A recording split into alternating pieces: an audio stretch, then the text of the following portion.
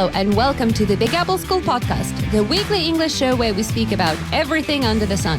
The major goal of this show is to help you improve your English and, of course, learn something new. My name's Katja, I'm your host, and today with me... I'm Gary. And... Benjamin.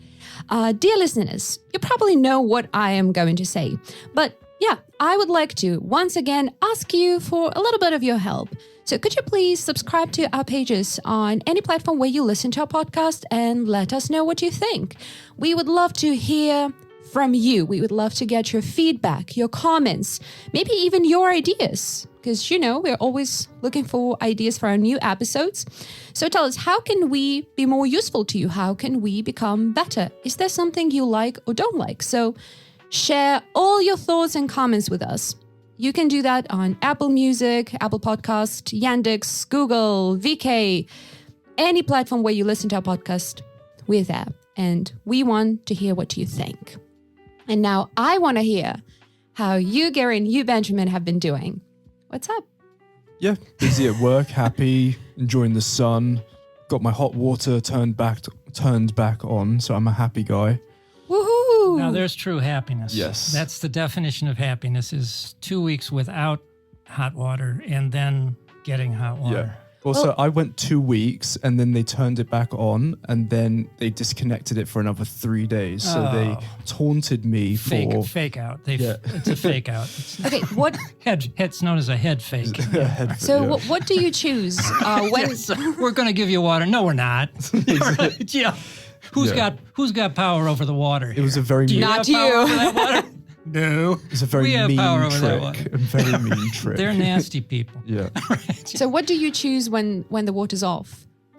To take a cold shower, an icy cold shower, or, you know, to heat up 3 kettles just to... I do the cold shower, but then sometimes you need to have a shave, and it's kind of hard to do that with cold water. And yeah, you have to use a kettle for that. Only one? Oh. I mean, because when I had those horrible 2 weeks, I was like, kettle 1, kettle 2. Oh, wow. Yeah. A multiple kettle situation, as we call it. Yes, right. Yes, many kettles. Yes. Well, this is the time, these 2 weeks is the time when you bond with your friends more than ever, because you suddenly want to text everyone asking, do you have hot water? Do you have a boiler? Can I come? Can I come see you? I've missed you so much. Yeah, this generation, it's the only bonding experience we have is the hot water situation. Right. Yes. Previous generations, it was the war. It was Now it's the hot water. It was other things, and Horrible 2 weeks. Have you noticed that every single time that they turn the hot water off, it's very hot? So you're sweaty. You want to take a shower. And then there's no hot water. And you're like, why? Yeah. It's intentional. They plan it. They sit in their big offices and just decide, okay, it's hot enough. Turn the hot water off. Yeah, hit the switch. Yeah, right. Well, we have this Russian saying. It's like, how to make people happy. Take something away from them and then return it. Ta-da! People are happy. So, we don't value hot water as a rule. But once you take it away from us for 2 weeks... True. We sure do stuff. I mean, yeah, it is actually totally true. I mean, you really do appreciate hot water after. Yeah. Can you imagine? I know it's not really related to the topic much, but when I lived in Yakutia, we didn't have hot water from May till October, at all. Oh, wow. Yeah. That's hardcore. Okay. Unbelievable and unforgettable experience. So did you have like a metal tub at home, which you would... Well, it was mostly, buckets and kettles. Yeah. And then once a week we would go to my aunt to, take a bath. So your electric bill must have been insane from all the kettles. Well, I mean, it's Yakutia. It doesn't matter whether you have to use more kettles. It's always insane. Yeah, well, I guess so. I mean, my parents used to pay 12,000 for utilities every month, like electricity, water. Oh, wow. Wow. Well, wait, Back 12,000 then? or 12,000 rubles. Yeah, that's still a lot. Well, that's a lot. Yeah, I was back gonna in say, the day. Back in the day. Yeah. Well, yeah, I mean, 5 years ago, 3 years ago even. That would be a lot. Yeah. I think that's, what is it? The pension in Russia, isn't it? It's 12,000 rubles a month, something like that. Depends on how long you've been working and what places you've been working and where. Because my parents, again, they lived in Sakha Republic. So in there, the... It's a premium, Yeah, it's higher than in other parts of the country. And also usually they retire 5 years earlier because it's the Far East, it's the North. So for them, it's not 55, 60 for women and men, but 50, 55. So 50 for women. Now, of course, it's older. Maybe. Yeah. Okay. They just raised it. It was they a retired. cause of much lack of joy in the public. Yeah. Yes. Yeah. But they did it.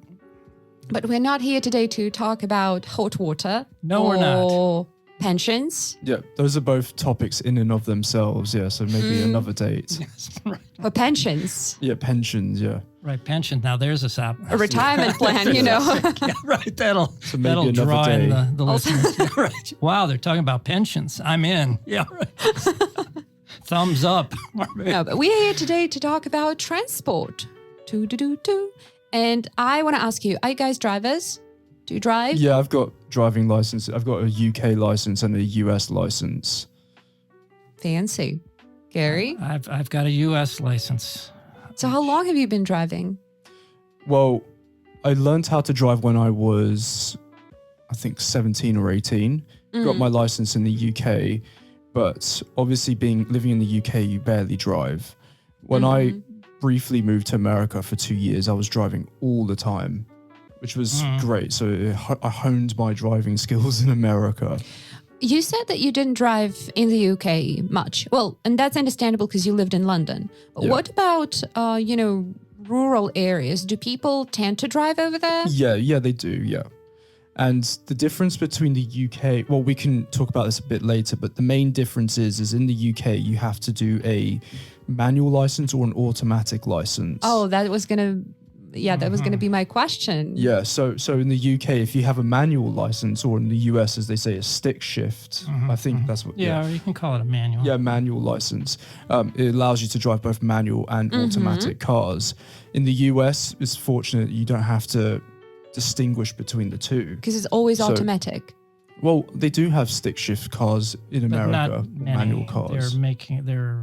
They're phasing them out. They're hard to find them even in the States. So, Гэri, do you have a manual license or an automatic I just have a license. We don't make a difference, and we don't make. There's no distinction in the licenses. And it used to be that cars would have manual transmissions or stick shift.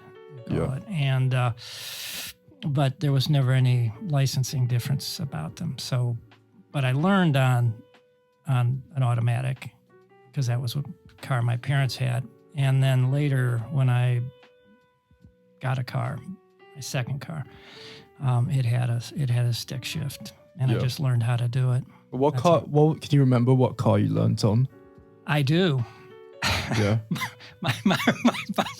my parents had a big car. They had a Cadillac. Oh, cool. Yeah, like a sedan DeVille, if you remember that, which was two door. So cool. monster big doors. And a monster car to learn how to park with, because the one difficult part of the driving test is parking. You have to parallel park, we call it, which means, it's like a city parking system. Well, I know you grew up in Ohio. Which part of Ohio again? I forgot. Cleveland. So it's a major city. Yeah. I mean, I wasn't doing city driving, and you would rarely have to parallel park in Cleveland. Yeah. But that's part of the test. It's like skill part. Гэri, how old were you when you got a driver's license? I was 15. I got my learner's permit, and then that allows you to drive with a driver with you, and then at 16, because that was a big thing in the day. Yeah. I've noticed that whenever I say to people that I don't have a license in the US, they are just so shocked. Like, what? How? I mean, how come? But they're so shocked because everybody seems to have, a driver's license at the age of 16 or maybe 17. So, and they just can't understand how come that I don't have one. And I said, well, I don't have the reason to. I mean, well, I just in don't. certain places in the States, people wouldn't have a car, wouldn't have a license, wouldn't know. Like New York City. Yeah, New York probably. City, maybe. And maybe, I don't know, Boston. I don't know. You lived in Boston suburbs. I mean, if it's Boston itself, maybe Boston not. itself, but the yeah. greater area, Right, you yeah. have to have a Yeah, car. yeah. Actually going to talk about, the availability of public transport, and you'll understand why. Right. But I've noticed that in the US, having a car and having a license is a must. It's not a luxury, Yeah. but it's a must. You can't No, properly function, maybe. The only exception is New York. Yeah, but they Everywhere they take else. pride in not Yeah. being able to drive. That's what Yeah. they're proud of. Like, oh, I don't need a license. I'm a New Yorker. Yeah. Yeah, until they wanted to get out of the city during COVID, and then the shine of that distinction. If you don't want to pay $2,500 a month for a terrible flat or apartment, you're gonna yeah, that's right. Yeah. gotta learn to drive. Yeah. So what is the process of getting a driver's license like? I mean, in the UK, in the US, how does that work?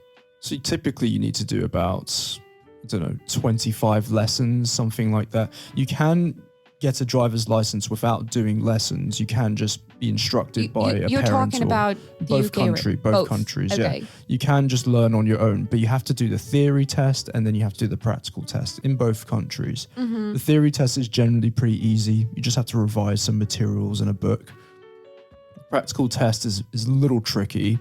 In the UK, I passed on my first try, luckily. Very happy I passed. When I went to the US, I failed the first one and passed the second one. Mm-hmm. The reason why I failed was so annoying. It wasn't because of a dangerous maneuver or anything. It was because I was driving in a residential area. Mm-hmm. Speed limit is 25 miles per hour in American residential areas. And they had some speed humps, speed bumps. Mm-hmm. And it said 15 miles per hour over the speed bumps. So I thought, okay, let's just keep it at 15. And I failed the test because of that. And I said, why did you fail the test? And For he going said, too slow? for going too slow. Oh, So he geez. said, Oh, you can Wow. fail a test for going too I slow? I thought, let's demonstrate to the instructor that I'm responsible. Yeah. It says 15. Let's just keep it at 15. He said, no, 15 over the humps and then 25, and then 15 Oh, wow. over the humps and 25. And I just thought, mate, I understand. Give me a minor infraction or something like that, but fail the test because of that. And it was just, So apparently Yeah. you can go too slow. you can go too slow. Yes. Well, you can on, some highways have minimum speeds, Yeah, right? it's true, yeah. It's what, 40 or something, like for farm equipment or something, or if you've got vehicle problems, if you can keep it at 40 miles an hour, Yeah. you can stay on the road, but lower than that, it becomes a danger. So, Yeah. yeah. I don't even remember if I think I did fail the test one time, but it's so long ago, I can't remember. So in general, it's easy to get a driver's license. I mean, Yeah. bureaucratically wise. Yeah, they're not trying to make it difficult. Yeah. Yeah, as 'Cause- long as you haven't illegally driven a car before and got caught with it, it shouldn't be too difficult. Interesting. Because in here, it seems to be so difficult because Yeah. it's a I've big heard business that. over Yeah, here. yeah. Like a huge business. Because you can't just, learn how to drive somewhere else. Or let's say, if your parent teaches you how to drive and then come to the school or to someplace and say, I want to take a test, like theory test, then the driving They test. want professional drivers here. Yeah, they want. Yeah. Well instructed, and the results speak for themselves. Yes. So you have to go to the Very driving effective school, policy. Yeah. pay a hell of a lot of money, and then take the theory test and then driving test. Yeah. And they used to have like driving tests on like a autodrome, something like that, and then you Yeah. would have a test in the city. But then if you fail, each following test is for money, so you have to pay. Yeah. My sister failed the first 3 ones, I think. Yeah. Yeah. So, but that's Yeah, I know Because- somebody that I think failed maybe 7, 8 times. And they- it just looked like maybe a bribe situation. Yeah. Exactly. Yeah. So my sister, at that school where she was taking classes, it was an unspoken rule that the first test, it should be no more than 2 people who pass it. So the next time, some more. Next time, some more. So that Yeah. the school needs money. Yeah. So So the school gets a cut of that, or does the money go to the school? the money goes to the school. Oh, jeez. And then only part of it goes to the offices. That doesn't encourage corruption at all. I mean, and then, really gracious. But, I remember it used to be like 15,000 or like 16,000 for the whole process, like years and years ago. Now it's about 40,000, if not more. Wow. But honestly, I've been thinking about getting a driver's license. First, I thought about that in the US because I thought if I want to live here for some time, get my degree here, I will need to have a driver's license because otherwise getting around a small town, no. I mean, it was 35-minute walk to the nearest supermarket. Yeah, right. Exactly. But then I came to Russia. I'm like, okay, maybe I can get a driver's license here. And I realized how aggressive all the drivers are here. I said, they're no, so aggressive. hell I've no. seen, Well, in America, there are very aggressive drivers too, to be honest. It's not just Russia. There can be. Well, I don't remember if I've told you the story, how I came to the US and I've been talking to people, about, Massachusetts in general, drivers and everything. And people ask me, so how do you like Boston is the worst. I mean, and I said, it's actually the worst in the United States, I think. I said, I love people here. They're so friendly. They just looked at me like, say what? Are we talking about Boston right now? Like, are you are you so friendly? I'm like, look, I'm from Russia. And they're like, you do know that we have a special term, which is masshole, right? I'm like, okay. Okay. But apparently Boston has some of the they're worst bad. They're really bad. Drivers, But coming from novice to beers. New York isn't that bad. I mean, I lived in New York for a couple of years, and it's really not bad at all. But comparing, to Siberia, where the drivers are very aggressive. Like really, when we, so my parents and I, several years ago, well, not even several, but like 7 years ago, we had a, car trip from Novosibirsk to Yakutsk. And then we also had one from Yakutsk to Novosibirsk. So it was 5 days, 5-6 days. And That's cool. We understood that like this Siberian region is where most of the car crashes are, it seems. So because of the drivers, they're very careless. Well, and they go, way too fast. Yeah. And the road, I mean, we've got 2-lane roads and it's just, they're very dangerous. Yeah. It's just in ice and, all mud, bad roads, not always good roads. Yeah, but I have only been at the wheel once in my life when I had to, move some stuff from my apartment to campus, and my friend was helping me, and then she just gave me the keys, like, sit. I'm like, I'm sorry. She's like, well, you wanted to learn how to drive. Here's your chance. I'm like, but we're in a parking lot. She's like, yeah, it's empty. I'm like, there are 4 cars. She's like, well, please do your best not to hit them. Right. Yes. All right. Your job is, but I was like, not to hit those 4 cars scattered over this huge parking lot. What do I do? She's like, wait, you've never actually done that? I'm like, I don't even know how to start a car. She taught me, some basic things, and I had several rounds around the parking lot, and then I parked in such a ridiculous way. Right, yes, right. I'm not talking about parallel parking right now. Shut the door and walked away with a smile. Yes. After that, I started to admire people brought her who home. drive. Yeah, right. Yes, kind of at an angle, and right. Yes. On the curb and off the curb, but it's when you first start driving, it's you think it's going to be really easy, but it's actually quite. No, it's not. It's not easy at the start. It gets easy that after one a while, time taught me that it's not easy. Yeah, it's not like just getting on a bike. It's because you have to be very spatially aware, and it's very easy to clip a curb or to. I feel like you have to be. I do not know. It's like a whole new set of skills, noticing everything on the sides, ahead, what's happening, behind you, everything. The signs, the traffic lights, all the cars. How can you do that? I admire people who drive, right, honestly. Yes, okay. They are very amazing. Yes, all right. Yes, all right. Yeah. I have a feeling you have somebody special in mind, No. America's a wonderful, all those amazing people. Yes, right. Yes.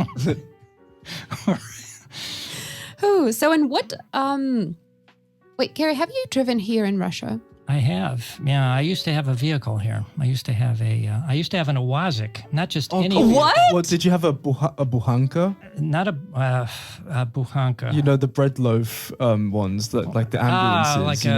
Okay, yeah. I've not heard that. Yeah, but I did. I had a classic Owazik, no, как скорая, they would say. Yeah. And, yeah, that's the one. Yeah. Oh, wow. Yeah, That's I did. so cool. So I was traveling in style. Did you have the opportunity to trade in your US license, or did you have to do the Russian course? I didn't have to do anything. This was in the 90s, and I didn't have to do anything. I don't think I would have to do anything now. Yeah. I wouldn't be so you'd sure. have to do anything now. Well, no. I was doing a lot of research into this, and You would apparently have to. I have to do the Russian test now. So I wow. would be allowed to drive on my UK license for up to 60 days. But because I have a work visa here, you have to get the Russian license Also, after I would, 60 days. if I were you, I would actually take, a test or something, especially after driving in the UK, because it has like left side. Well, no, because I drove in America. Oh, you more drove in the than- US. Oh, yeah, that's in true. That's true. But the interesting thing is that the UK is part of what is called the Vienna Convention, which means that there are reciprocal recognition of driving licenses. Whereas the US, there's no reciprocal recognition with Russian licenses and US licenses. So it's much easier to drive on your British license. Used to be. I'm sure that none You can drive on a US license in Russia if you're a tourist, for instance, but there's more reciprocity. It's kind of complicated, but there's more reciprocity between the UK and Russia with driving than there is between the US. It's really complicated, but... Gary, you said you used to have a car, so I did. why did you stop having a car? Well, I had to leave the country in 2003, and I wasn't sure I was going to be able to come back, and so I just sold the vehicle basically, and when That was also an interesting choice of a car. Oh, it was, yeah. Well, it was. I was going into villages somewhat and things like that. So it was a utility type thing. It was obviously, cool. and it was good it was very good for the purpose. And I had a friend here that could work on it and keep it operating, which helped. And but at that point, it was just a vehicle that I did have a garage at the time, and metal garage, and so I could have kept it, but vehicles deteriorate, and you don't know if you're going to. Yeah. So anyway, I just sold it. Mm-hmm. Ben, have you ever had a car? Yeah, well, in America, I owned two. So the first one was You own two? well, not at the same time. So I bought one for $2,000 in Vegas. I bought it in Los-Angeles and drove it over to Vegas. Mm-hmm. And it made it. It made it. $2,000. It did, which is a cheap. If a $2,000 America, car does that, Yeah. it's doing well. Yeah, right. And it was a stick shift car, a manual car. Well, stick shift's an American word. Yeah. And obviously, I'd learned how to drive a manual car in the UK, but I hadn't driven in so many years, and I forgot how to do it. So it took a while to get used to driving a manual car again. And because it was a $2,000 car, eventually, it had some problems. And I was driving around Vegas on a really hot summer's day. So it's about 45 degrees Celsius. Well, I can tell you the problem you 120. probably had. Did it involve your cooling system at all? It wasn't actually the cooling system. Okay. I never turned on the AC because I would just have fried the car. Oh, But- okay. So you had no. But So you were just driving without Wow. AC. it was disgusting. It was disgusting. sounds so, It was yes. so bad, but it was such an experience. The problem was, do you know what the clutch hydraulics are? Oh, What yes, now? I do. So the clutch is the Yeah. mechanism. Can you dumb which- it down to like? So the clutch is Me. what engages the transmission Yeah, with the gears. Yeah, Okay. the clutch is the thing that when So- it's manual, it's the third pedal. So there's three pedals. Yeah. Oh, okay. So the clutch Got hydraulic. it. So the hydraulic system. Do you know what hydraulics are? So yeah. Okay. The hydraulic pipes leaked everywhere because it was really hot. I'm guessing because it was really hot weather, and it's really hard to explain. But the clutch pedal, Oh no. when everything's in working order, it has some stiffness to it. It it went gives to you the some floor? It feedback. went to Yeah, the floor. it went to the floor. So the pedal That does was not sound touching the good. So floor. you've got no clutch. So I was driving around Vegas, and and all of a sudden the clutch was not engaging. It was not working, and there was this hydraulic fluid all over the floor. So what can And- that lead to? So you have to completely replace the piping system for the hydraulics. and this was quite an expensive job. So I just thought, let's just sell the car. And I've got. Don't tell him about that. Just refill the. Well, the car just didn't work. Just refill the reservoir and put it on sale and say this thing is a gem. Well, you're gonna love this car. Well, everything works perfect. The car wouldn't drive at all, so I had to get the car towed back home, and it was use the tape, just tape it all over. Exactly, it's perfect. And I sold it to this guy who for nothing, for like $200 because the car was as they say in America, it was a lemon. It was what kind of car? It was a Mitsubishi Lancer. Okay. So it was a pretty fun car, but I sold it to this guy for $200 because there was nothing I could do with the car, and I didn't want to pay for parking and insurance, etc. So, funny story, very quickly. He obviously couldn't drive the car, and the guy didn't want to pay for a tow truck because he's buying a $200 car. He did the fun. He's putting his life savings into this. This guy was crazy. I'm just giving you my last dollar. So what he did was he had a really cheap car himself, about $800 car. Oh, okay. And he told me to sit in the car, steer it, and he pushed the car with his car. Oh, he pushed it. Pushed it. And then I said, "Are you sure we can do this? I'm not insured." And he said, "Believe me. Yeah. Look at my equipment. Look at the kind of person I am." That's exactly what he said. Yes. I got $1,000 in these two cars. And I got out of the car. I got a lot of money in this thing. We were on a residential road, and I said, I got out of the car. I said, "Look, I'm not messing around. I don't want any blemishes on my record. I want a clean driving license. I don't want police problems." So I got out of the car, and he got a what is it called? He just got a big piece of string, a big rope, and he tied my car to the string, and I got in his car because I didn't want anything to do with it. Yeah, some rope. Yeah. And we were driving on a busy road. It's called Desert Inn Road. It's a very busy road in Vegas. And we made a turn, and the rope snapped. But your brakes work, right? And the car was just floating around in the middle of the road. With all the guy's car, everywhere. the working one, had the brakes working, but Ben's car. Oh God, my driving my license plates are still on this car. If the police see this, Ben's I'm going to be in is so much flashing in front trouble. of his eyes. Yeah. So I said to him, "Come on, let's get in the car." And he didn't speak much English. He was from Mexico, and I said, "Vamos, let's." So I got the steering wheel and just turned the car into someone's driveway, and this car paid a visit. Yes. Okay, so what happened next? I was so happy that I managed to get this car off the road, because some police cars drove by a few minutes after, and oh God, I was so scared. And what about people, in whose driveway you ended up? We didn't think about it. We just abandoned it. Okay. That was the problem for your future, for a future ban. Luckily, this driveway was nearby this guy's house, and so he managed to just push it in the middle of the night back to his house. There you go. But I was so happy because I've never had a parking ticket. I've never had a speeding fine. Clean record. I drive like a grandma. I like having a clean. Yeah, we noticed that record. you didn't pass your test because you were driving too slow. Exactly. Grandma Ben. That's right. Exactly. That's right. So cautious from the very beginning of his driving career. And I was so nervous about. He didn't even have a license, and it was because he was too cautious. Exactly. So, Grandma Ben, what was the second car that you got? So I bought it off my brother because he wanted to sell it and buy a pickup truck, which is this great pickup truck. It's a Toyota Tacoma. It's a great truck, and he sold it to me.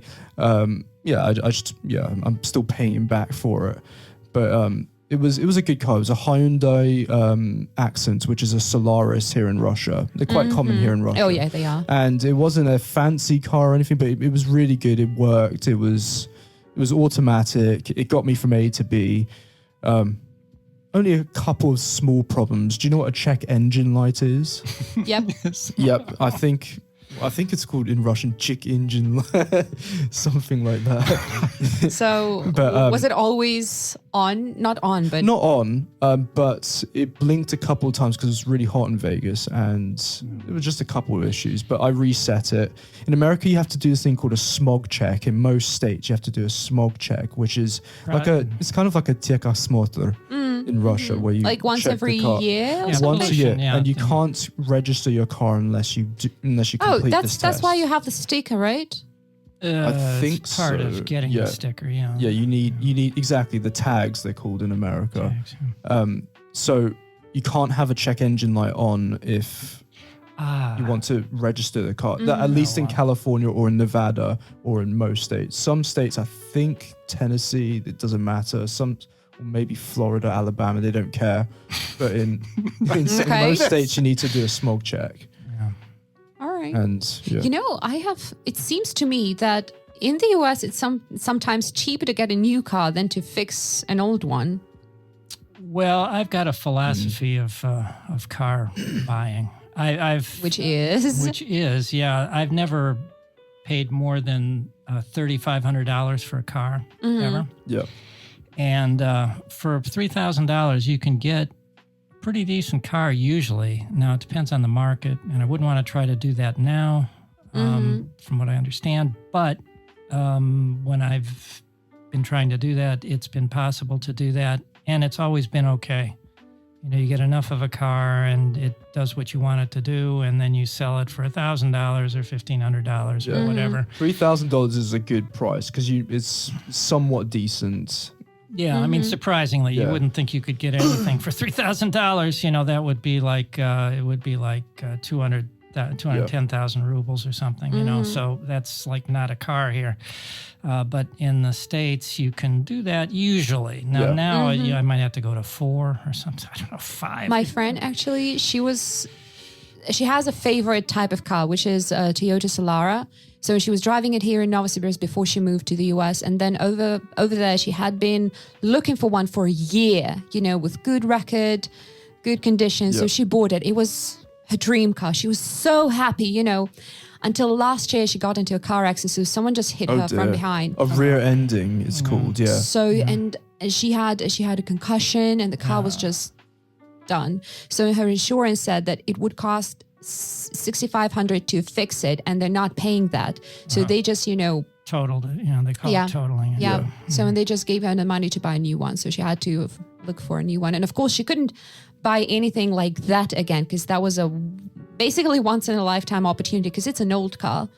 So she got a concussion. What else happened? So she was, as far as I understand, she was driving someone, how do you say it? Rear end. To rear end someone. So somebody rear-ended her. Yeah. Yes, correct. So somebody rear-ended her, and she's like, all I could understand was that, you know, that happened, and she had like, I think first she was functioning on adrenaline, on shock maybe, because then the second day, well, you know, the cars got towed and everything. She went home, and then she realized that she was feeling nauseous. You know, she had a severe headache. So she went to hospital, actually, to the ER, she and her passenger. And it turned out that she had severely hit, you know, her neck. A whiplash accident. Do you know what whiplash is? They call it Like- whiplash. Exactly, like the word whip. She had a concussion, and I think for 3 or 4 months after, she couldn't wear a bag on that part because of the injury. So every time she tried to turn, she said like she couldn't hug anyone because it was painful. So I think for like now. So was it because the seat belts constricted her collarbone or something like this? Might be, but she said if she Yeah. didn't have, you know, a belt on, she would have just, you know, flown out of the window, like through the window. Yeah. So. Yeah, and she was so sad, you know, about the car. Of course, scared as well, you know, because you know, in Russia, everyone is so reckless about wearing seatbelts. She's like, if I hadn't been doing that, like if I hadn't had a seatbelt on, I wouldn't have been alive right now. Yeah. So that's a very good conditional sentence. Let's mark that down. Let's put that in the grammar. Let's use that in our lessons. Let's make a Whenever I can't think of an example, you know what? It's a naturally occurring, and it naturally occurred. We didn't even. see Ben is now, you know, getting all into being a teacher. Like, oh, that was a good conditional. Yeah, he's that was a good case of using prepositions, regularly phrasal verbs. parsing his own sentences and sentences of others. Connoisseur. Yeah, right. Nice second conditional, man. Gary, it's third. Yeah, right. Gary, it's third conditional. Is it third? Well, I didn't hear it. I wasn't. No. I wasn't paying it. I wasn't. Anyway, okay. I knew it was third. That conditional. is, by the way. If I'd been thinking about it, I don't If even I had remember when been it was. thinking about it, Well, we're multiplying it here. yeah. Well, that's why you tune into these native speakers, just throwing off certain conditionals left and right. It just comes out of our mouths. Naturally. just Every second sentence, every other sentence is a conditional, right? It's just like music out of Mozart. You know what I mean? Should do a whole podcast only in conditional. Oh, we have form. one.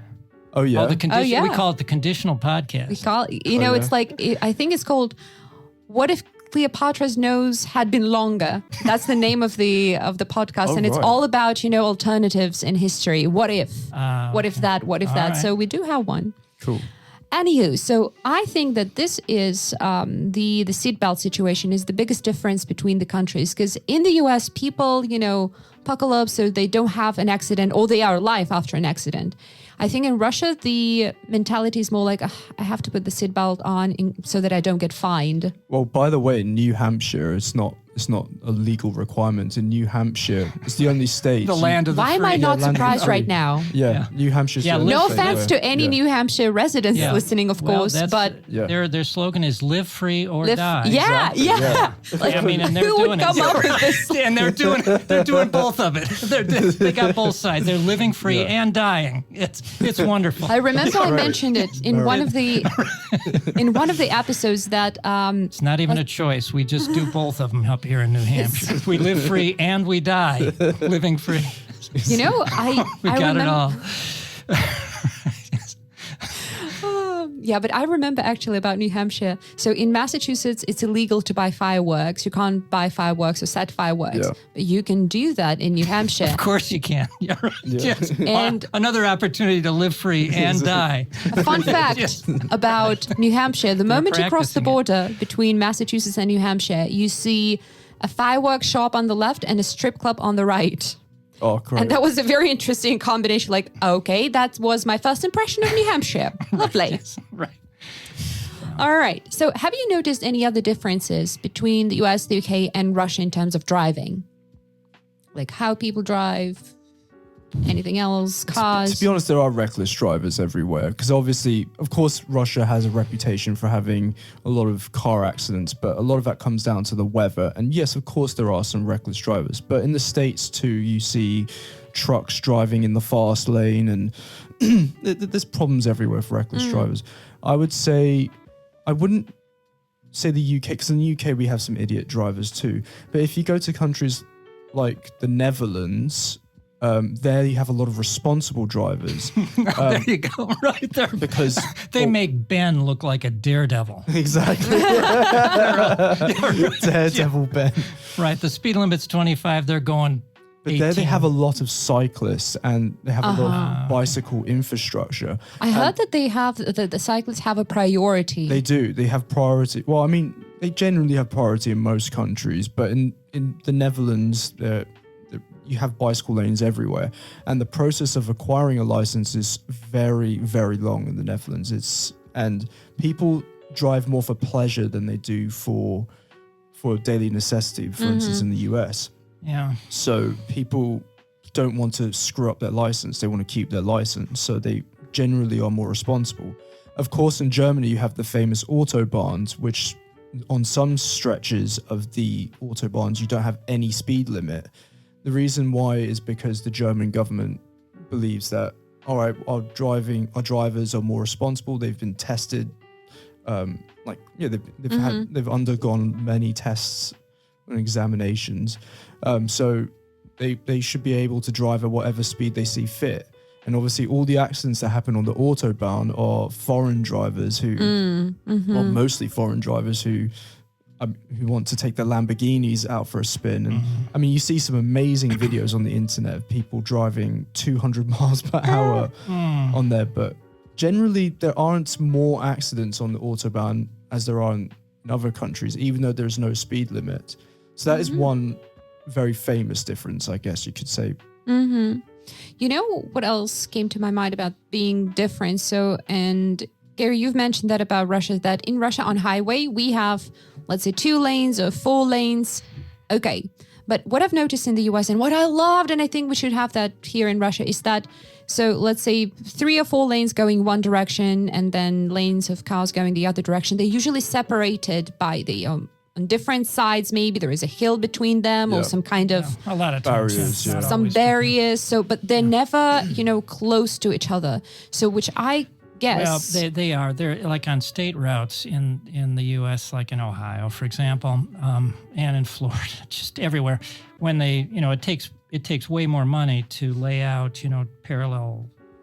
But that would lead to fewer accidents, I believe. Oh, of course it would. Yeah. Because in here, if you read the news about Novosibirsk region, every single day you read news about how several people died in a horrible car crash. Yeah. And I hated the passing here, like driving to Barnaul. I had occasion to drive to Barnaul a few times, and I mean, just those 2 lane. And it's the same thing in the United States. 2 lane roads are just people terrible. Are driving like crazy sometimes. They. Yeah. Oh, how do you actually call that when there's one car and you want to overtake? So when people are overtaking you like crazy, even if there's a car going at you, basically I can make it. Yeah, right. My dad used to do that sometimes, and my mom would swear at him like, "What are you doing right now? We could have died." So, but Well, in the US, on the roads, you have the yellow line which divides the 2 directions of the road. So if the line is not dotted, if the line is striped, dotted. If the line's dotted, you're allowed to overtake. But if the line is solid, solid, you're not allowed to overtake. When we were having this trip, which was 6 days from here to Yakutsk. Sometimes my dad would be driving, sometimes my sister is driving, and she would be driving, but just like, slow down. You're going way too fast. She's like, no, I'm not. It's like 110. It's allowed. He's like, it's an American car. It's miles per hour. She's like, oops. Oh yeah, of course. And she did the calculation. She's like, oops. And I was thinking, why, it suddenly feels so good. And we were just, my mom and I, we're not drivers. You were going 100 miles an hour? 110. My sister was. I mean, you would feel it at 100. Yeah, the steering wheel would shake at that speed. Even getting close to that, you don't feel safe. I mean, it's a good car. What was the car? Lexus. Oh, yeah. Well, maybe. Yeah, maybe in a Lexus, The steering wheel would shake like. I mean, Grandma Ben has done it once. Grandma Ben has anxiety just listening to this. I was driving on an open Nevada road, no one around, so I thought let's just push the car to its limit, and the steering wheel just shakes like crazy after 90. Anywho, so that $800 performance. Exactly. It's got those $800 road handling. Yeah. But anywho, so she sometimes she would be driving quite fast, and my mom and I were like, "Did you just cross the double line?" She's like, "No, I didn't." We're like, yeah, you did." She's like, "Really? Did I?" She's like, "Oh, Jesus." Wow. Like, that's what? Yeah, what are you? And and within those 6 days, there were so many moments that I was like, okay, here comes the end of my life, probably. Because, when she was really trying to overtake and there was a car coming, Yeah, in American the English, opposite. we'd say to pass. So, and you're like, come on. Yeah, it's bad. I'm afraid. Yeah, I hate the passing situations. I mean, I don't like them. In Florida, it's bad too because and that's where accidents happen because people misjudge. It's hard to misjudge, judge distance and everything else, and just. So I just enjoyed, when it's average, speed, not too fast, Yeah. So like now that we go into the dacha, for example, it's like an hour drive. Yeah. But now my sister is smarter. Also, it's 2-lane, road. So usually the traffic is so, well, it's not really jammed, but you don't get to overtake cars. So she's just driving, enjoying the surrounding. I'm like, that's what I like. No, extreme dangerous situations. Let's keep it that way. Yeah, if you like that, you can always just go to a racetrack and. Yes. No, but seriously, I have a it's question, actually. yeah. So, in what situations can your driver's license be taken away, or how to Revoked. Revoked. Yeah. Well, in the UK, it's if you get 12 points. If you have 12 points on your license, there's points. We call them points. So usually, an infraction on your driving license is normally about 3 points. So let's say if you're driving and texting, that could be 6 points, something like that. Yeah. So it's okay. So you have like a point system. Let's say if you overspeed.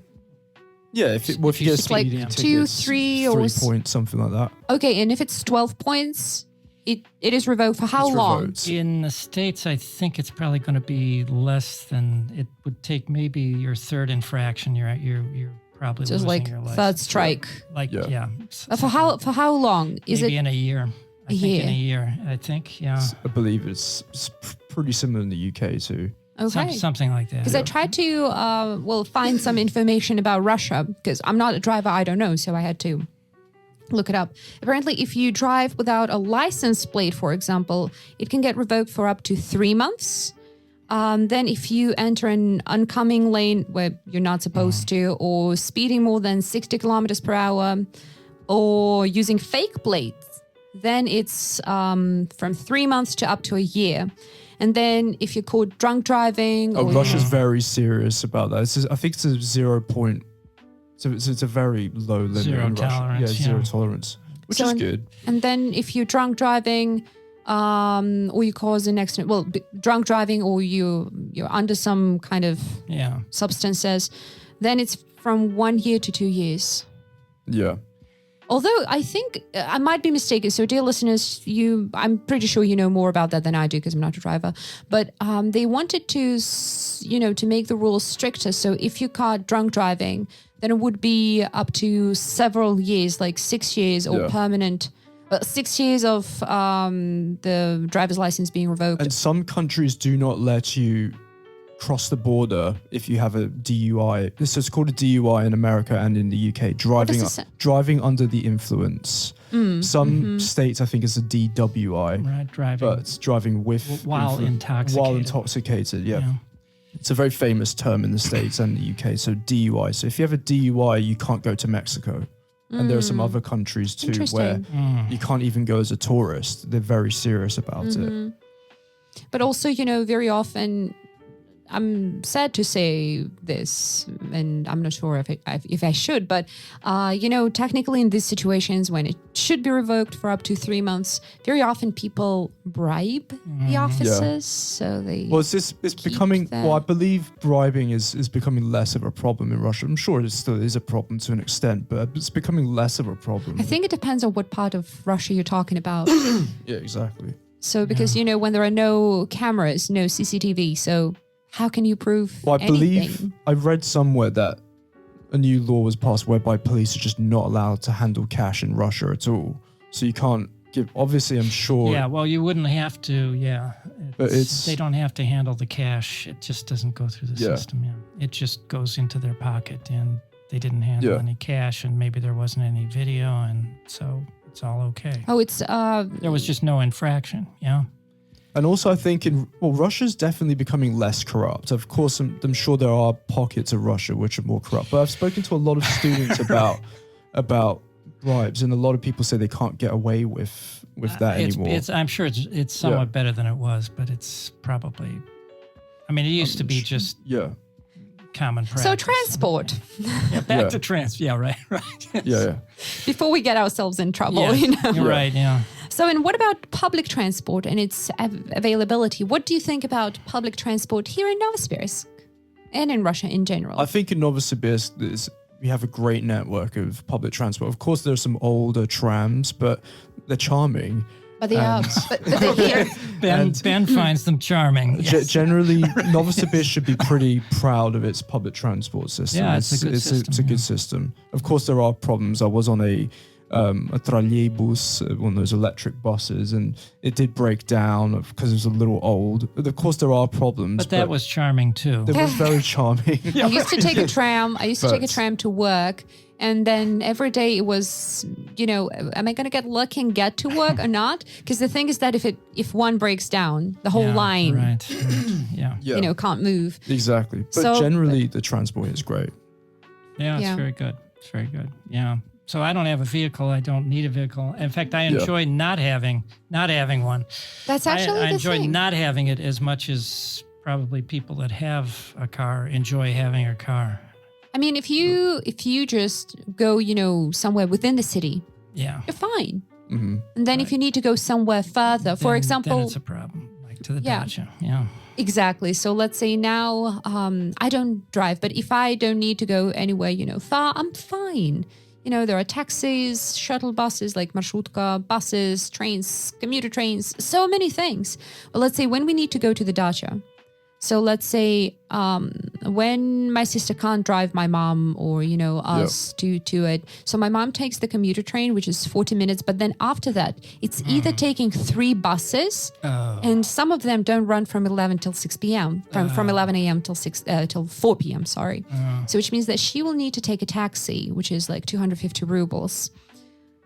So it's either that, but she's also retired, so she can only rely on her pension and our help. So, but 3 buses. Wow. So that's bad. Yeah. And then it's only what she can carry. So probably some clothes, not many things. But when you need to take things there, because she has moved there for the whole summer now. So without my sister's help, without her car, it would be impossible. Yeah. Yeah. Mm-hmm. Well, that's how the entire United States is. It's all like going to the dacha, sort of a little bit. I mean, any place that I've lived, if I just think of what would it be like to try to function in that place without a car, and it's like impossible. I mean, it's so far from where you live to anything. To anything. That's why, it's a must. It's more of a necessity rather than, it's just a luxury. Necessity in most places, yeah. Because let's say the first year that I was in the US, I lived in a town of Waltham, which is 40 minutes away from Boston. And we had commuter train, commuter rail, it's called, and a bus. So 1 hour and a half on a bus, you're fine. It's there. And I think there are 2 buses that go around the town. So it was okay. It was fine. If I needed to go to Boston, I could do that, on a bus, which is $2.40. But in Wellesley, it's a smaller town. So there's only commuter rail. And to go from there to Boston is $8.50. So go there and back, it's $17. It's not something you can afford, doing very often. Some people need to go to work. Right. So they would pay like $500 per month for an unlimited pass. Wow. $500. Yeah. And that's... Yeah, it's outrageous. It's the same situation in London. Public transport, it's outrageously expensive. This is one thing that Russia does really well is public transport. Yeah, because it's $2.40, right? That's just one within the same zone. Within the same zone. So if you want to go Leicester Square to Covent Garden, which is one stop, you're going to pay £2.40. Yeah. I lived in Zone 3. Yeah. I think it was Zone 3. Yeah, most people would live around.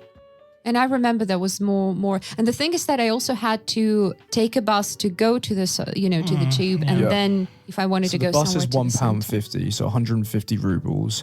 Then you get on the tube, it's 240 rubles. Whereas here you pay 25 rubles, 26 rubles if it's on the metro. Mm-hmm. Yeah, it's cheap, yeah. Yeah, and it's good quality generally. Yeah, it's fine. You just need to get where you're going. It's pretty minimal. Yeah, I remember I was shocked by the prices both in the US and in the UK. Yeah. I think in New York it's probably up to about maybe $3.50, $4 subway. Yeah. Where? New York, yeah. Subway. And it's a terrible subway as well. $2.75. Yeah, it's obviously terrible, the New York it's subway nasty. has a lot of charm. Well, yes, right. Oh, as you would call is it. that the word that you wanted? That's how it's called. Yeah, Okay. the subway is kind of the tramway. Is kind of the tramway. It's dangerous. It's dangerous. Ben, I told you that you're a master of euphemisms. Like I saw a rat the size of a cat over there. Yeah. Like, is it okay? Yeah. No, it's nasty. It's not beautiful. It's not nice. Not, yeah. But it's $2.75 right now, if I'm not mistaken. So yeah, you pay for that horror show. I went there last. Last time I went there was $2.75. Okay, well that's good. Yeah, that's good. I mean, I it's think good, but in general, I think maybe one ride $1.75, on a subway and most buses in the U.S. is more or less the same. Because I checked, let's say Boston $2.40 for subway, $1.70 for a bus, New York City subway $2.75.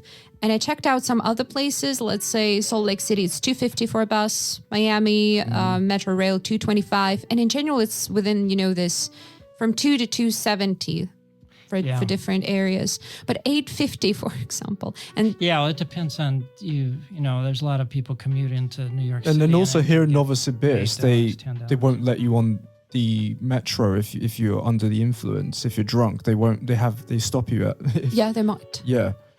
And in America, you don't see drunk people on the metro. Yeah, and they will have on metal buses. detectors, and it's pretty safe. And Yeah. Well, I like Novosibirsk Metro. yeah, it's really I it's do really too. good Great. actually. It's Yeah. great, Mm-hmm. Super convenient. And, It's when the problem with transport here is that it's available. Let's say in the morning, in the peak hour, in the rush hour, it's jammed. You can't go to places just because, it's usually in parts of the city where there are 2 lanes and everyone wants to go to work. So usually if it's, Sunday morning, it would you're take talking about buses, yeah. buses. Marshruts. Well, at least the trams run very frequently. So every 5 minutes. Right, well, it depends on the time again and the day. But there are always ways that you can, get to a place. And taxis are quite available as well. Yeah. I mean, they are. Yeah. and I remember your story how you decided to tip a taxi driver with £1. Well, not £1, but like 100 rubles because you're like, it's like £1. Спасибо большое. Yeah, that would be a gigantic. It was, and I thought, it's just a quid. Let's give it to the Big Dipper. Yeah, right. Yes. Right. Yes. So wait, have you ever taken a commuter train like electrička over here? Oh, yeah, sure. Yeah, To be honest, no, but You're about to have that experience. Can't wait. You can show me. Yeah. Now there's charm. There's charm for you. Yeah, you'll go to a lovely ride from Novosibirsk to Iskitim, I promise. Yeah, no, I'm looking forward to it. Yeah, that's a charming. Yeah, and when you get there, it's all worth it. Yeah. You're in Iskitim. Yes, right. Yes. The good news is the train trip is over. The bad news is you're in Iskitim. I got good news and bad news for you. The train trip is over, and the bad news is Don't joke about Iskitim people, Гэri. Be careful. Yeah, I know. Yeah, that could be it for me. Yeah. So, and what about trains versus airplanes? So, what do you usually prefer, and what are the pros and cons of each of them? Well, I am a complete aviation nerd. I'm obsessed with planes. I love planes. High five. It's a very cool. Oh, you can't high five because It's too far it's away, too but far yeah. away. Mental high five. But yeah, I'm fascinated by aircraft, and I'm such a nerd. I will happily go and watch planes land and take off at runways. One of those people. Yeah, I'm a plane But I mean, it's spotter, yeah. beautiful. It's Yeah. beautiful. Yeah. I have a little dream, which is once to have a flight on Airbus A380, Oh, which cool. is the largest airplane. Yeah, airliner is huge, and it's I was fortunate. I flew in it once between what was it, Los-Angeles and London. If you have a weird feeling right now, that's my jealousy. Ignore it. It's cool. It's very cool. And if you sit on the upper deck, because the economy class is usually on the upper deck on the A380, you just barely feel the landing. It's so buttery and smooth, and it's a cool. Unfortunately, they're phasing out the A380s because Why? because they're way too expensive to maintain. That and makes sense. A lot of airlines are phasing out 4-engine planes because the maintenance on the engines is absolutely insane. But let's say a friend of mine, she had a flight on this plane from where? From Moscow to Dubai. And even though it's a huge plane, she said that there wasn't a single empty spot. Right. Like yeah. it was full. So apparently, there's demand if they have. Did she fly on Emirates? She did. Yeah, because they have the fleet of A380s. Mm-hmm. I believe, I could be wrong, I believe they're retiring a lot of them. Well, all the jumbo jets have recently been retired by most airlines, and jumbo jets have been converted into cargo freighters now. Mm-hmm. It's a shame to see the Queen of the Skies, as it's known. As Ben knows. Yeah, well, it's called the Queen of the Sky. Well, that's the official. Well, not. Oh, is it really? I've never heard that. Of Airbus A380. Well, that's the 747. So the jumbo jet. I think I've flown on those. You definitely would have. Yeah, I mean, I think it's the most common. Well, yeah, but they're being phased out. Sadly. Yeah, I don't think there's too many. I mean, I haven't been on one in years. So yeah, the Queen of the Skies is the official nickname for the 747. So what about trains? Trains, well, still great transport. I'd love to do the Trans-Siberian. I've still never done it. I can't wait to do it someday. Why do you think it's so popular among visitors and tourists and people? Well, I think there's a romance to it. Yeah, that's exactly what I was going to say. Because that's definitely not the convenience. Like the Vienna, Baghdad, or whatever, Berlin to Baghdad. It's this sort of fabled route. I've done the trip to Moscow a lot times, and from Novosibirsk to Moscow, it's like 3 days, right? Yeah, it's like 2 days, 2.5 days, and I really like it. I like I like trains. I'm more of a train guy. Yeah. I mean, planes are fun. I mean, the problem is it takes you 2.5 days. Yeah, but I'd still love to do that. It sounds like such an experience. And yeah, it is. Did you do the Platzkart or did you do the... I do Platzkart. Yeah. I mean, I've done coupe. You get to meet more people. I've also done Общее. You had one of the things on the outline is about worst trip. Oh yeah, wait. Don't do Общее. So is that just the seats? Sitting? Yes, sitting. But I mean, it was overnight. Oh, that's a bit of a. But it's not like they don't have those from Novosibirsk to Moscow. It's not a long. No. I mean, maybe there is a way to do that. I've never did. No, I don't think so. I did it from Moscow to Riga. Oh, Latvia. Mm-hmm. Yeah, Latvia. Yeah. Mm-hmm. And I was planning to go to Tallinn, and they just didn't. The train was full, so plan B became Riga Общее, which is sitting. Yeah. For 9 hours. Yeah, overnight. Yeah, it was 9 hours at least. Yeah, it was nasty. Yeah, but I actually decided that I was going to try to. This is what made it the worst trip ever. I decided that I was going to try to sleep in the. I guess there are some kind of compartments up above, and so I managed to get myself up on there. Oh, it's like on a luggage rack. It's basically a luggage rack. I slept on a luggage rack once. I was on a night train between Prague and Bratislava, and it was a horrible journey. It was so bad. This was too. I can share that this like was rough because also, I mean, you've got like zero tolerance for like if you fall off. You know what I mean? Yeah. And so there's nothing to stop you from falling, basically. No, except that's the my floor. that's my fear. The floor is there to catch you. The floor is there to catch you. Oh God! I love. Don't worry. There's plenty of floor down there. I love trains now. If it's not too long. Well, let's say for example, once I took a train trip to Kazan, which was 36 hours. Yeah. To Nizhny Novgorod, 45 hours. And I mean, I usually take the top bunk, so I sleep most of the way. I read, and then I don't worry about my my bag being stolen. Because I just put it on this luggage rack above. So and nobody would like to go to nobody's that far to stuff, steal it. But if you have your luggage or your bags under the lower bunk, it can get stolen. It happens all the time.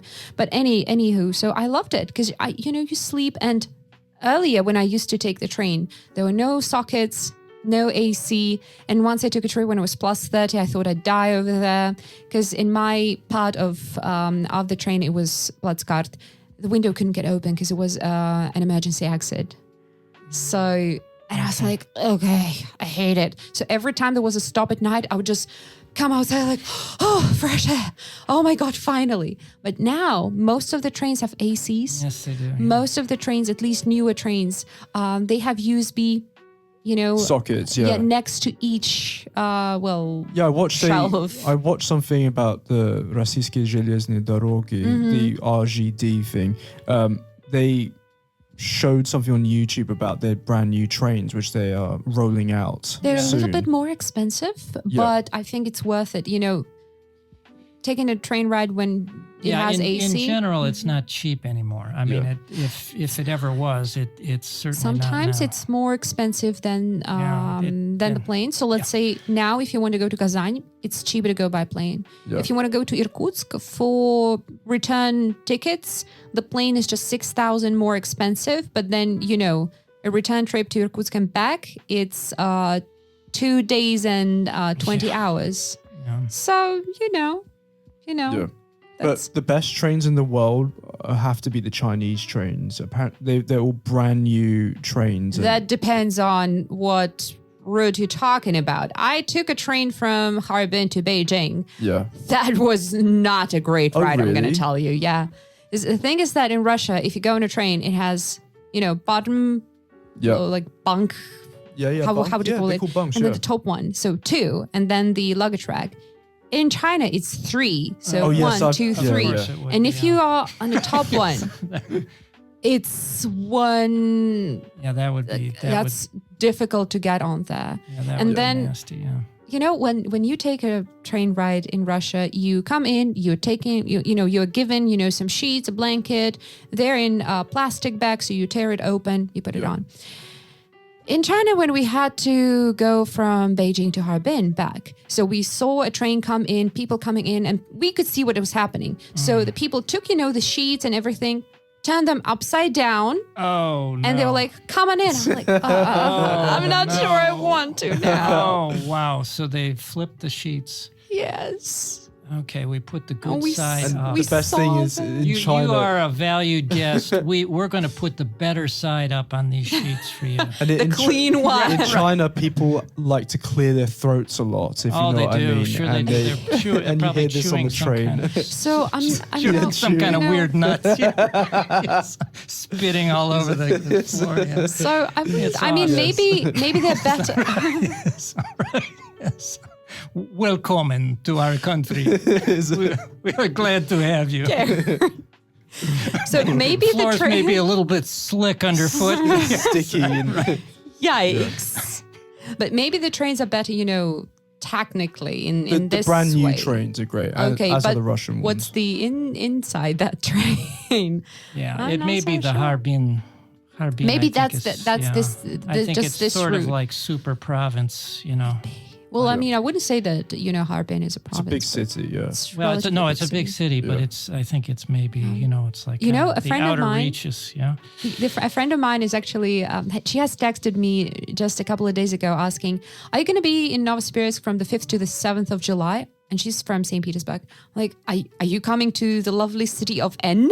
She's like, yeah, I'm going to be there for like a couple of days. I'm like, why for a couple of days? She's like, yeah, we're taking a trip from St. Petersburg to Vladivostok. It's going to take a month, 12 cities. And then from Vladivostok, they're going to take the Trans-Siberian 8 days to Moscow. So I think they're crazy, but in a good way. But 1 month, 12 cities, and then 8-day train back. Yeah. So, yeah. Well, they will have done it. When they've done it, they'll get off and they'll say, "Well, we've done it." Can you It's imagine like getting to Iskatin. After 45 hours on a train, when I went to Nizhny Novgorod, the first 12 hours maybe, I had a feeling that that I'm moving or the ground is moving. Yeah. Can you imagine after 8 days? Yeah, You'd be like, I started to have a bad reaction to the sleeping conditions. I mean, I really like the train. Just the thing of it. If you ever have the time to do that, but just the thing of being flat. I mean, it was on a mattress, but I found that I had trouble like getting non-horizontal, getting up. And I don't even know what that was, if it's like the action on the muscles or whatever. But anyway, so that was why I don't know that I'd want to do that, because it was so strange. But anyway, that's just me, maybe. And I have my favorite question, actually. What do you think was the worst train or plane experience that you've ever had? Gary, I guess yours would be... I was describing the worst train experience, Benjamin? Yeah, there have to be that one between Prague and Bratislava. I've been on a train, it was, right? Yeah, it was on a train. It was a night train, and there was this crazy person running up and down the corridor. Felt bad for the person, but I felt bad for my sleep. I couldn't sleep. This person was just probably, it was sad. I don't know, probably had schizophrenia or something, but it was just, no one could sleep on this train because of this. I feel like I've been relatively lucky because I've never had, like a horrible ride. Yeah, well, this one, what I had was not horrible. It was self-inflicted. I've had a stressful flight when I was bringing a dog from Novosibirsk to Boston to a friend of mine. Yeah, don't recommend. 0 out of 10. Okay, 2 out of 10. Yeah. But I mean, the flight from Moscow to New York City was amazing. So because all the people, they would come to me like, do you need any help carrying something? Oh, can we pet the dog? I'm like, sure. And then a lovely lady from Israel gave me a chocolate bar, and I hadn't eaten anything that day. I'm like, thank you so much. That's the fast food I've had. But the flight from Novosibirsk to Moscow was so stressful because first, the dog had never seen me before that until, of course, she was crying. It's like, Then, 1 month before the flight, I checked the dog in for the flight because Aeroflot has a rule, no more than 2 dogs or 2 cats on a flight, and it can't be a dog and a cat. So if you're the first one, you're the lucky one to have the dog with you in the cabin. So you don't, because if it's a big dog, you have to check it in, and then the dog is going in the cargo part. Anywho, so that was a little dog. So 1 month before the flight, we also checked everything for the size of the carrier. So, and we got even a smaller one so it would fit under the seat, in front of me. It didn't. So, and I was panicky because I'm like, what am I going to do? How? What? So I asked the flight attendant, like, what can I do? Because the carrier does not fit under the seat. And we called the company twice. She's like, just put it between your legs or something. So I was flying like that for not moving for 4 hours. And then the man who was sitting next to me, so I had a window seat. So because I paid for it. Of course you had a window seat, yeah. So I didn't have to stand up and go because, it's 4 hours. So I thought like, okay, if I take the window seat, if I buy it, then I wouldn't, bother people. So the man who was sitting next to me, he was annoyed by the crying of a dog. And I'm like, look, she's scared. She's stressed. Give her half an hour and, she'll be fine.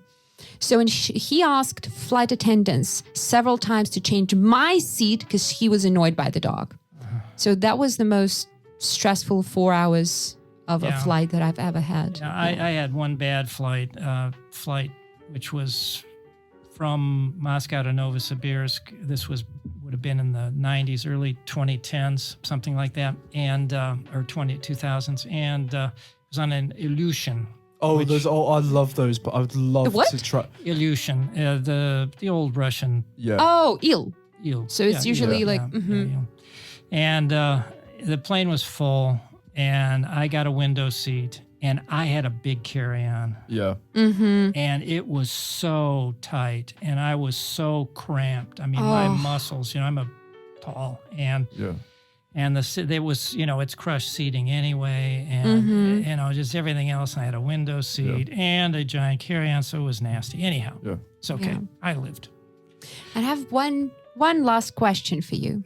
So if you could choose, let's say, any destination, any ride, or, any trip on train or on a plane, what would it be? So your dream destination, how would you picture your perfect ride on a train or on a plane?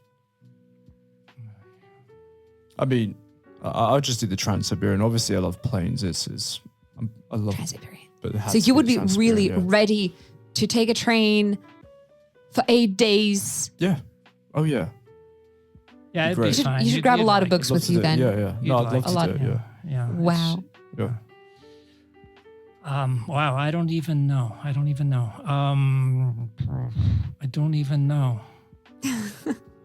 I'll just pick something out of your book and do the A380 before it disappears. Yeah. That's my answer. Okay. But yeah, All I would love to take, to go somewhere on this airplane in a business class. We're talking about, dreams. So why not? Yeah. Sure. Can you imagine what it would feel like? Super comfort. It's probably going to be more comfortable than my apartment. Really. Depends on your apartment, but yeah. If I'm rightly imagining your apartment, it's probably more luxurious. So, and I really, really, really want to know about the best and the worst experience of our listeners, especially the worst, because that's usually more fun to read. I mean, it is. So, yeah. So what do you think about planes, trains, transport?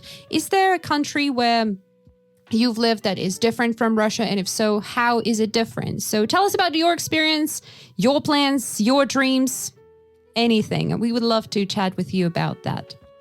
All right. So thank you for listening. That was the Big Apple School podcast. And today we discussed transport. We talked about how Grandma Ben drives. Yes, right. Yes. So remember, if you struggle to understand our conversation, you're always welcome to our website, which is bigappleschool.com/podcast. If you go to the website itself, which is bigappleschool.com, you can find all sorts of things there. Grammar, podcasts, videos, so many things actually, articles, pictures, whatever you want. And if you go to the podcast page, then you can find full scripts of each episode there. So you can listen and read, and that's super convenient, super cool. And if you want to get even more content, which will help you learn English, you can always find us on any social media. We are on Instagram, VK, YouTube, Telegram, everywhere. So just search our name, which is, again, Big Apple School. So that was Katya, and my guests for today were Gary and Benjamin. Stay tuned, and we'll see you around.